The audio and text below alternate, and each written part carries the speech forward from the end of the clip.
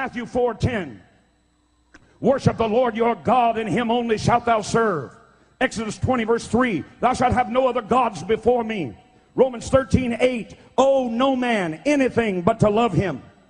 The founding fathers in Article 1 of the United States Constitution wrote, Congress alone shall have the power to coin and regulate money and the value thereof, because only Congress is subject to the vote of the people. Isn't this supposed to be government of the people? By the people? For the people? You know that man can create two things. He can create an immortal being. That's what you do when you have a baby. That baby's going to live forever somewhere. The second thing man can create is money. To create means to make something out of nothing. Now, a lumberman makes lumber out of a tree, so he's not a creator. And then a builder takes those boards and he builds a house, but he's not a creator. And a factory takes metal and glass and rubber and steel and plastic, and they manufacture an automobile. But they made that automobile out of things that were less valuable, that after they work on them, they have more value. Do you understand that? But not so with money. With money, you got a dollar bill?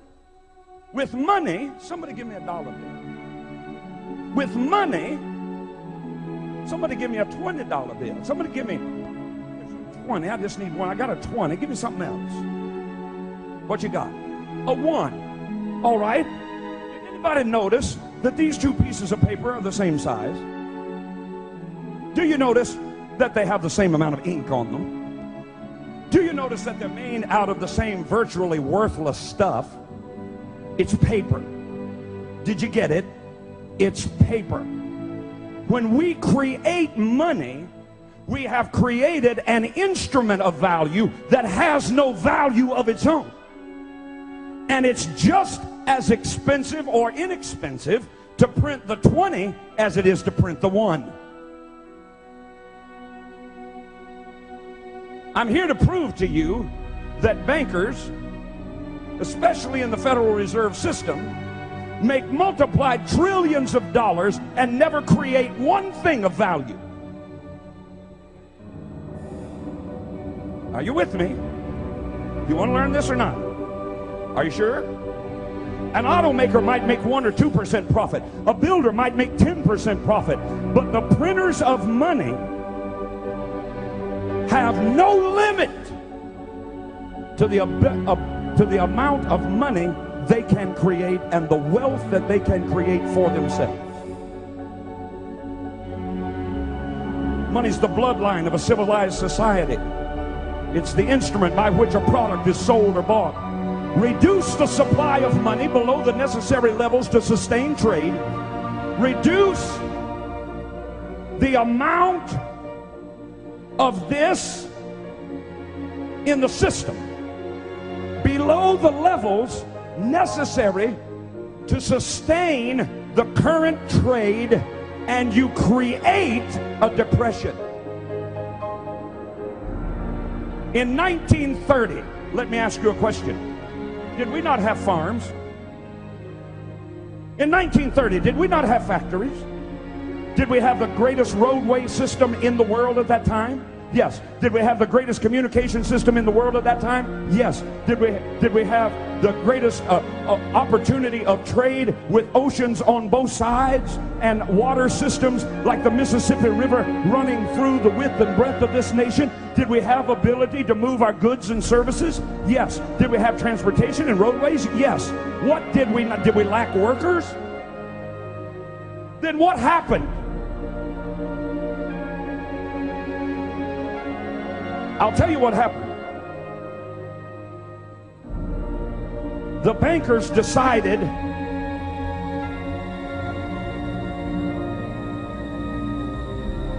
no more money for you.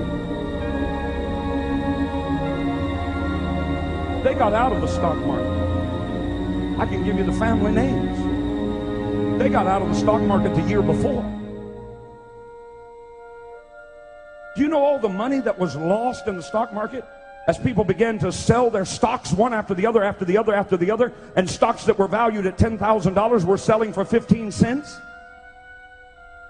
And then they had to make a run on the bank because the banks, the stock market had said, oh, I'll tell you what you can do. You can borrow on margin. In other words, you can buy, the economy's really good here in the late 20s. Here's what you can do. You can borrow on margin for stocks. You can buy a stock at $100 worth of stock. You can buy it for $10, and we'll lend you the other money to buy the stock, and the stock is skyrocketing, so you stand to make a great profit. What they didn't tell the American people, and what you still don't know today, is that when they did that, they also put into that legislation that they would have a 24-hour recall. In other words, however much stock you bought, it would make a lot of money, but they could call that stock in, and you would be required not only to pay for the stock, but to pay for what you borrowed at interest from them. In other words, now you got to pay the $100 that they loaned you, but they're the ones that are calling it in. So when they called it in, you didn't have the money to pay for it, so you ran to the bank. But the bank only keeps 20% money on hand. They loan the rest of it out, so only 20% of the people could get any of their money out of the bank. So the banks collapsed, the stock market collapsed, all at the whim of the bankers who decided they wanted to make the money. Watch me. Watch me. All that stuff was being sold. $100,000 farms were selling for $3,000. Who do you think bought them?